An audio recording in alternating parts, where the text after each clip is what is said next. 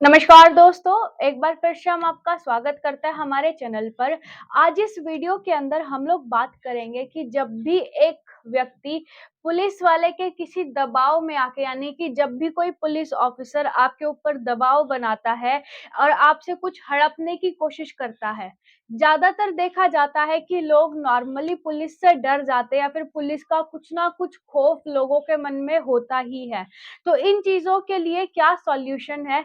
जब भी कोई पुलिस आपको डराती-धमकाती है, कुछ भी हड़पने के लिए वैसे तो जो है ज़्यादातर पुलिस ऐसा करती पाई जाती है क्योंकि ऐसी काफ़ी सारी आपने चीज़ें नॉर्मल लाइफ़ में देखी भी होंगी कि वो अपनी पावर्स का फ़ायदा उठाते हैं।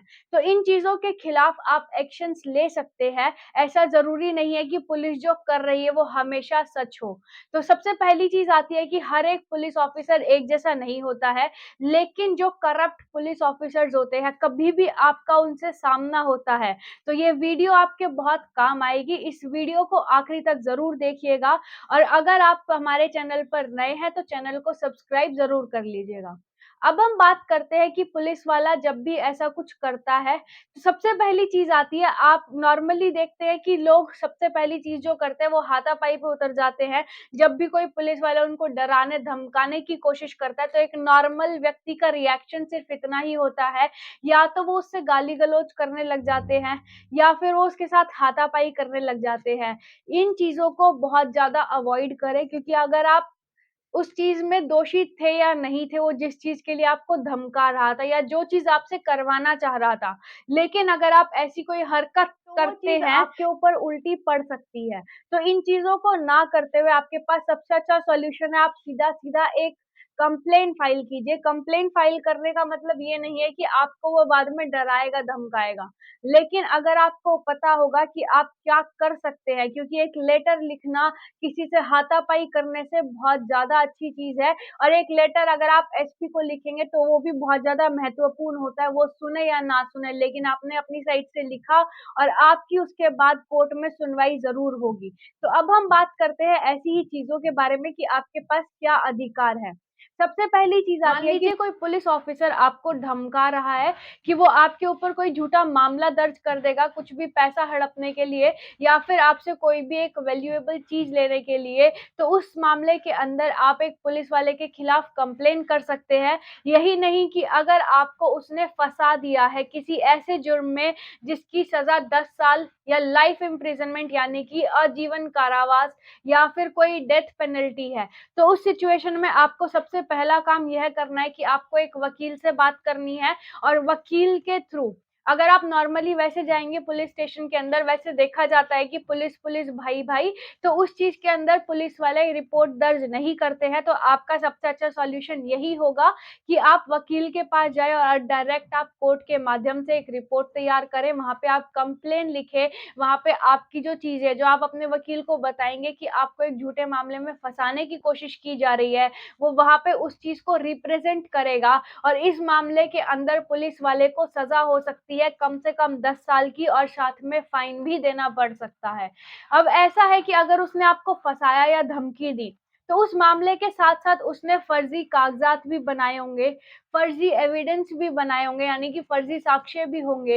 ये सब भी एक जुर्म में आता है अगर उसने ऐसी कोई हरकत करी तो है। सबसे पहला जो चीज़ आएगी इसके अंदर वो जाएगी कि अपनी ड्यूटी के अगेंस्ट गया सबसे पहले यानी कि वो कानून से ऊपर उठकर उसने ये काम करा, तो इन चीज़ों के लिए उसको सज़ा दी जाएगी। पहले दी जाती थी 166 आईपीसी के अंदर, अब दी जाएगी 198 बीएनएस के अंदर जब से हमारा नया कानून आया है।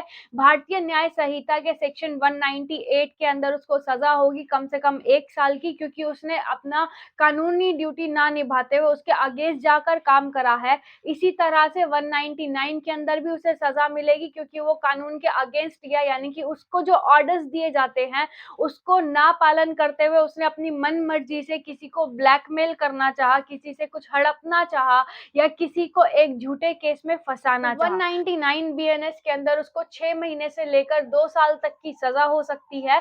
अब इसके बाद बात आती है कि ये काम उसने करे तो जो उसने फ़ॉल्स एविडेंस बनाए या फिर फ़ॉल्स जो उसने डॉक्यूमेंट्स करे, उस चीज़ के अंदर उसके साथ क्या किया जा सकता है। तो ऐसे मामले के अंदर उस पुलिस वाले के ऊपर केस हो सकता है। तो ऐसे मामले के अंदर जो पुलिस वाले ने जो फ़ॉल्स एविडेंस बनाए थे, उसको मिलेगी कम से कम 7 साल की सज़ा, साथ में फाइन जाएगा आपका सेक्शन नंबर 233 के अंदर। इसी तरह से अगर उसने फ़ॉल्स एविडेंस बनाए हैं, तो मतलब जो उसने आपके खिलाफ रिपोर्ट दर्ज करी थी, वो भी झूठी थी। तो वो जाएगा आपका सेक्शन 257 के अंदर, जिसके अंदर अगेन 7 इयर्स की इम्प्रिजनमेंट है, यानी कि 7 साल का कारावास और साथ में फाइन दिया गया है।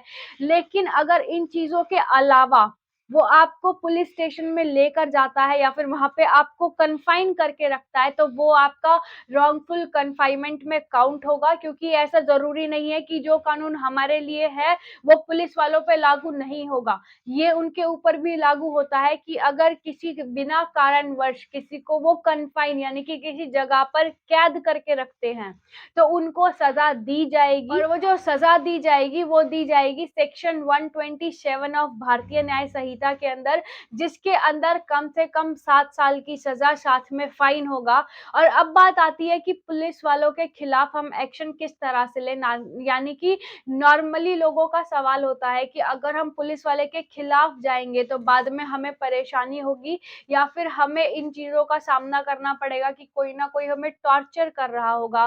तो अब हम इस चीज़ के लिए आपको ये कहना चाहेंगे, अगर ऐसी कोई भी ज़रूरत करता है, तो आपके पास अपने अधिकार हैं, आप उनका इस्तेमाल कीजिए। अगर आप एक्शन ही नहीं लेंगे, तो पुलिस वाले इन चीज़ों का फ़ायदा उठाते रहेंगे। आज भी और कल भी आपको परेशान किया ही जाएगा। तो हर किसी को अपनी नौकरी खो देने का डर होता है। अगर आप एक्शन लेंगे, तो उसको पता चलेगा कि उसकी नौकरी भी जा सकती है। अपनी नौकरी बचाने के लिए आपको दिखेगा कि वह व्यक्ति भी आपसे डर रहा है, यानी कि चाहे वो पुलिस वाला है या कोई पब्लिक सर्वेंट है, अगर उसने गलत करा है, तो उसको वो चीज़ें देखनी पड़ेंगी और वो आपके खिलाफ इस तरह से एक्शन नहीं ले सकता। तो आप अपने हक का इस्तेमाल कीजिए। अगर आपको फिर भी कोई डाउट है या आप हमसे कुछ पूछना चाहते हैं, तो आप हमें कमेंट करके पूछ सकते हैं, हम आपकी सहायता ज़रूर करेंगे। तो आज की वीडियो में सिर्फ इतना ही। ऐसे ही लीगल अपडेट्स के लिए आप हमारे चैनल को सब्सक्राइब कर सकते हैं। वीडियो पसंद आई हो तो वीडियो को लाइक ज़रूर कर दीजिएगा। Thank you so much.